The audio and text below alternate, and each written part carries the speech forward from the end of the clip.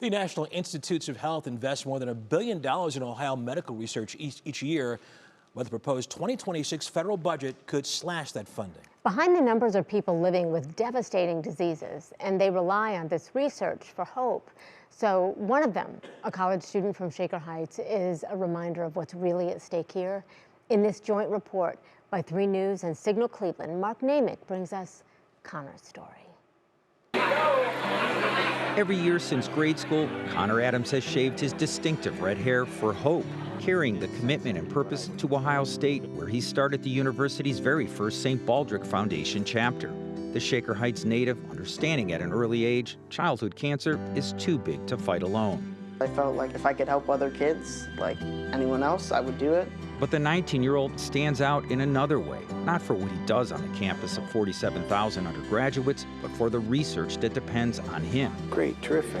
Diagnosed 10 years ago with Duchenne, the most common and serious form of muscular dystrophy, Connor is literally a walking study, living proof of what science still hopes to understand. Basically, my doctor describes me as special. His unique biology could help rewrite the future for thousands living with Duchenne muscular dystrophy.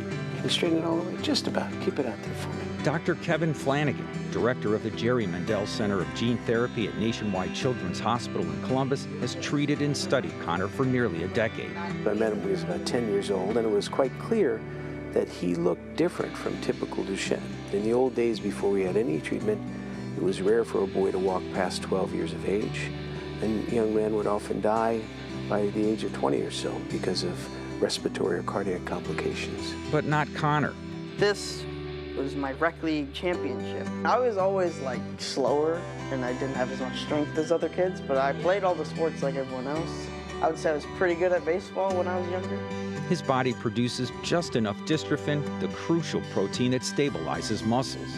Though Connor will use a wheelchair on occasion, his ability to walk at 19 defies nearly every expectation for someone living with the disease.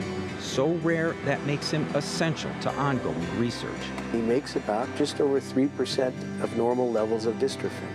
So we can now say 3% of normal levels of dystrophin is sufficient to keep you walking around the OSU campus, for example. Any falls getting around campus this year? He's a very great guy. I love seeing him every 3 months. He's also a Cubs fan, so we kind of talk trash. I hadn't realized that the Cubs actually swept the Guardians.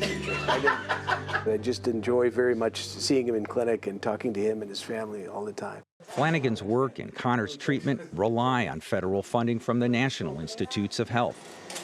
NIH has historically been good funders of muscle disease research. One of our grants is actually to survey many patients who are these exceptions to the rule and to understand how much matches with what kind of function.